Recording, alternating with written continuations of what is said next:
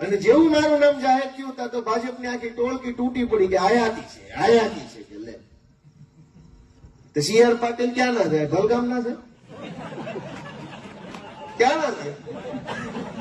કયા ગામના? ભલગામ ના છે નહીં તો લે બોલો.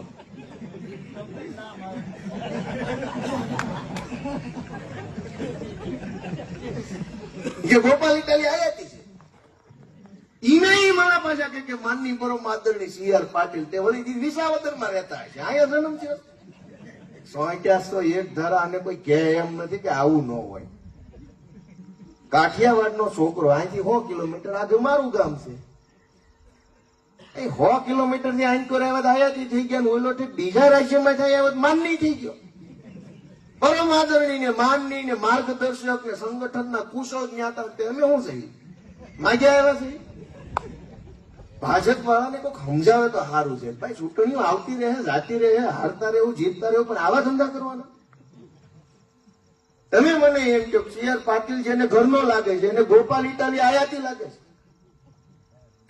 કરો કમળા હે તેમ નહીં. મારી વાત ખોટી હોય તો બધા ખોખારો ખાઈને કહો કે આમાં મારી વાત વજન વાળી છે, કોરી છે વજન વાળી.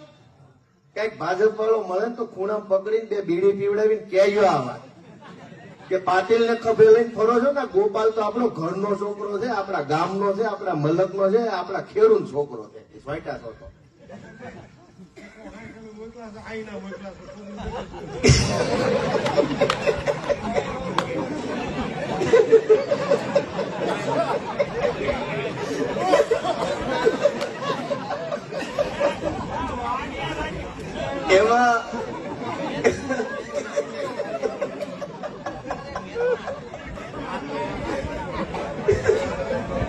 એમાં એવું થયું